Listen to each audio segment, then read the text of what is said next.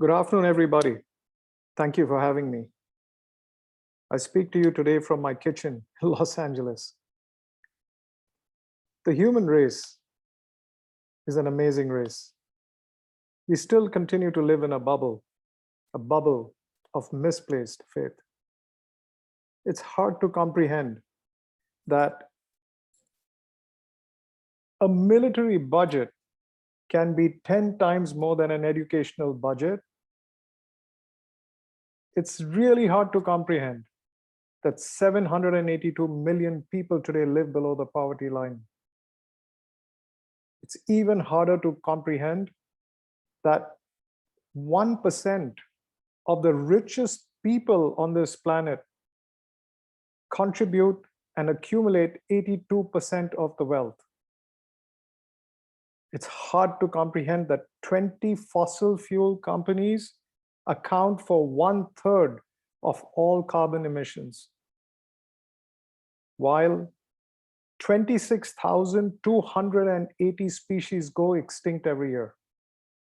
We continue to ramble forward into 2050, which will see 9.7 billion of us on this planet, with probably 143 million of us classified as climate immigrants.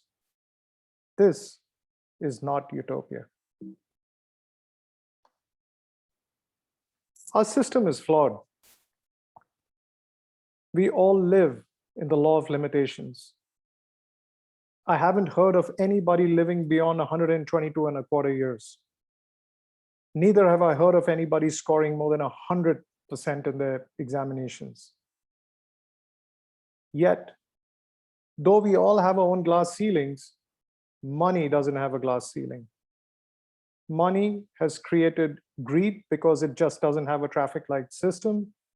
And that greed has gone on to plunder our planet. And the planet continues to be plundered because of a lack of global unified legislation. Countries still continue to report their growth through something called a gross domestic product, where they account only for production and the goods and services that they create, without taking into account the green economics and the social economics as prescribed by the Genuine Progress Indicator. Neither does it take into account the happiness of people as prescribed by the Gross National Happiness Index.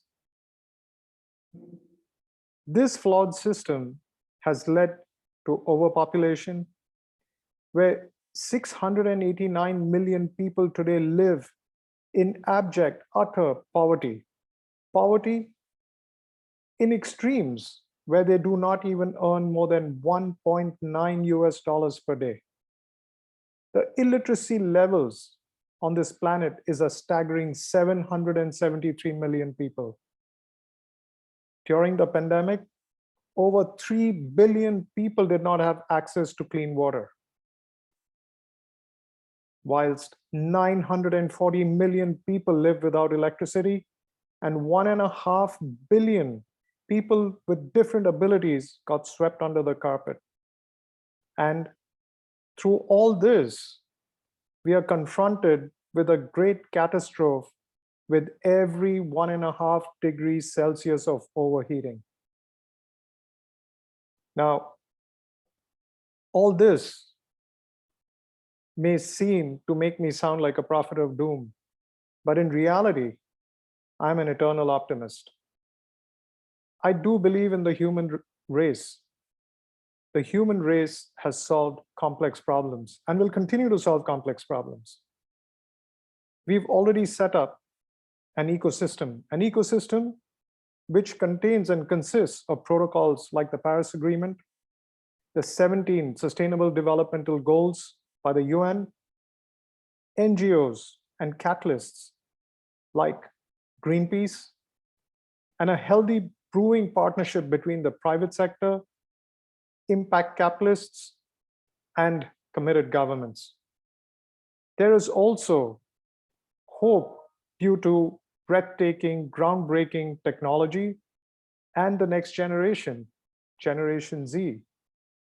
With all these swirling around, we can clearly see the formation of a very powerful, interconnected ecosystem, which is nothing else but a neural network of solutions. Until then, until this neural network matures and forms, I think business and individuals have a role to play. At SAITEX, we save 842 million liters of water per year, which is equivalent to the consumption and intake of water by 1.2 million people. We save 10 million kilowatt hours of energy and plant mangrove forests to protect our coastlines. Our business is circular.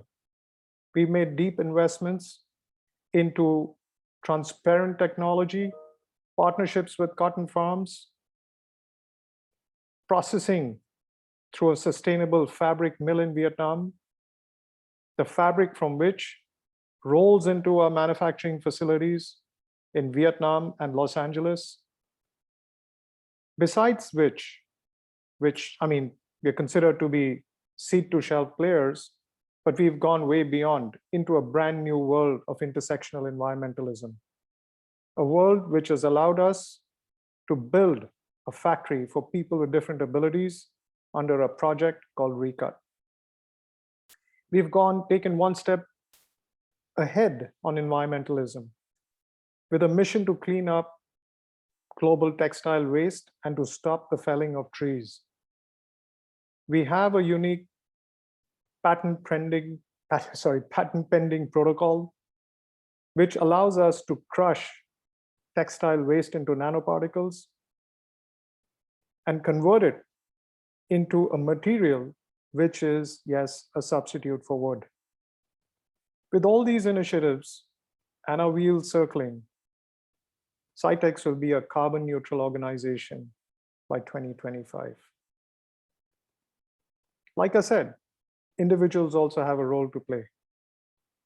Individuals have the power to volunteer. Volunteer to educate children, go to schools and educate them. Our children need education.